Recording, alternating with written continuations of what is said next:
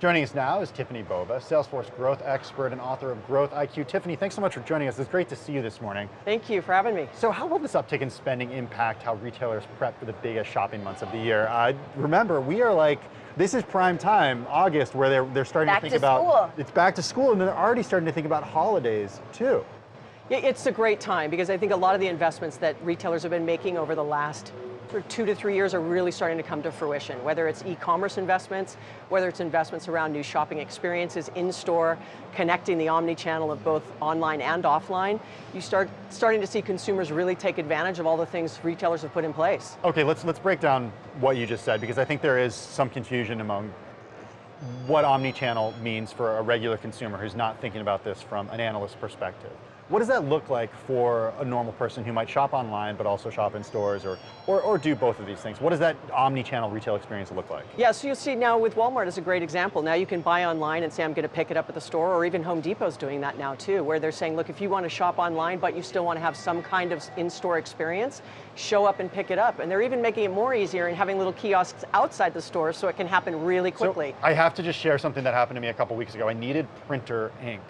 Like, Right away. Right away. And it's the type of thing that I order online because it's cheaper. I went into Home Depot, and it was not Home Depot, Best Buy, and it was more expensive, significantly more expensive than I could buy it online. They told me I could just show them the price that I was finding it online, and they would match it. Correct. Which to me is just a brilliant thing to do. I don't know how they're going to survive that, but... Yeah, and Best Buy started doing that a couple of years ago. It was really their Get Back to Blue campaign. With the whole new leadership team came in and said, how do we compete against Amazon? And you'll see lots of things shifting. Amazon now has lockers in some Best Buy. Best Buy and Amazon have now done a new deal for Fire TV.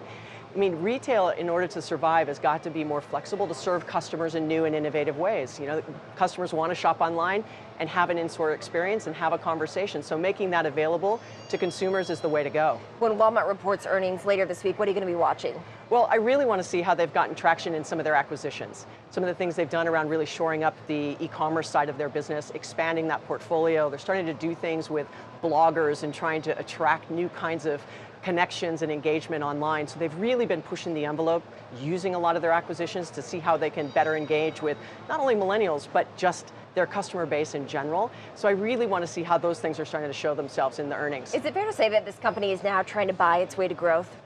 Well, I mean, it wouldn't be unusual people doing that, right? But I think that they're doing two things. I think they're buying their way to growth, but they're also making really big infrastructure investments in order to improve customer experience and just really try to connect the customers' online and offline engagement with them. And that takes some time. It also is a change of behavior for consumers. We're so used to going to the store, and maybe some people don't shop online, or people shop online and don't go to stores anymore. But you want people to do both and be able to have the flexibility. It's been almost 2 years. It has been 2 years exactly since Walmart announced that it would buy Jet.com for more than $3 billion. Was that a good purchase? I think so. You know, that CEO of Jet is now running their e-commerce business. Mark Lorrie. Yeah, Mark Lorrie, and you see their e-commerce business increasing. Even on the grocery side, which is really one of the big fuels of growth for Walmart, it is a big percentage of their revenue. And so you see them getting into a head-to-head fight now with Amazon and Whole Foods, right, against Walmart, and what they're doing in the grocery side really powered by e-commerce. What do they do with Sam's Club? Because we've heard Sam's Club, Costco, that these warehouse models that rely on people to actually physically go to the warehouse have not been doing so well in an e-commerce age. Yeah, what's interesting there is you see some really unique partnerships happening in that space. Something like a Blue Apron and Costco, which that's a subscription model, right, online, very specific target base and customer base. Now saying, well, wait a second, let's test it at Costco. And you kind of go, does that even make sense, right, from a partnering perspective? Because you'd say people who shop at Costco are not going to want pre-made meals in a subscription model. Like, how does that even work? And so you're seeing these big box retailers really start to experiment with new things in order, once again, to expand the customer base and serve them better. It's not just here in the US that Walmart and Amazon are fighting it out for the future of retail. It's happening in India too, between these two companies, with Amazon investing heavily there and then Walmart investing in Flipkart. This is going to be the first full quarter that after Walmart has invested in Flipkart. What are you looking for in terms of just color around what Walmart is doing in India and growth around the opportunity in India? Well, India is a unique market because you also have Alibaba and tenants going into there as well. You know, you have the whole BAT crew trying to work their way into India. India. Right, Baidu, Alibaba, Tencent. Correct. It's like the fangs of China. Yeah, that's correct, right? And working their way into India. And I think they have a really good pulse on what does that customer want, because that's a very different customer than a US or mature market customer.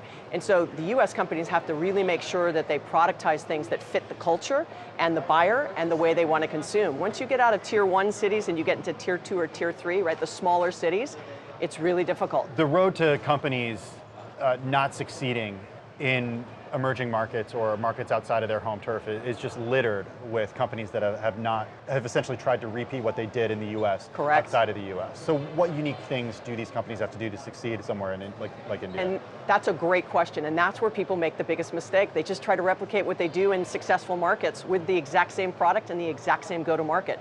We're going to sell this way, this is the way we're going to price it, this is how we're going to do it, and then it doesn't work and they wonder what went wrong. And so that's why I said in the India market specifically, you have to be really culturally specific and make sure that you're connecting with them in the way that they want to be connected with. It's very different. Everyone has a smartphone.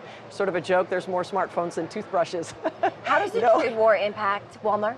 Oh, I don't know. That's probably way above my pay grade, I don't know. I think it's just very interesting to see how people are really trying to navigate this. Is it good? Is it bad? I mean, I think ultimately it's really about the consumer and making sure that we push the prices to a place that consumers can have access to more things. I mean, we see Amazon selling anything and everything under the sun these days. You got to wonder too, Walmart saying that it wants to get into streaming video as well. It seems like it really is the two of these going head to head now in the current age. And I think it's fantastic. I think Walmart is a perfect example of a 21st century company founded in the 20th century that's trying to succeed now against 21st century born companies. And it's very different. And you see the very big guys like a Walmart, others like a Sears, not making that transition fast enough or early enough and finding themselves caught flat-footed, right? So I think that this is this investment question of how much are they going to invest ahead of where they're going to start to see the return.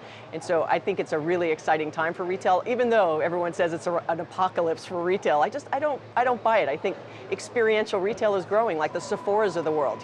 They're just doing wonderful things with customers. And so I think there's opportunity if people are willing to make the investments. And Sephora's CEO now going to Lululemon, so we'll see how that person changes it up there. Tiffany Bova, Salesforce growth expert and author of Growth IQ. Thanks so much for joining us. Well, thank you for having me.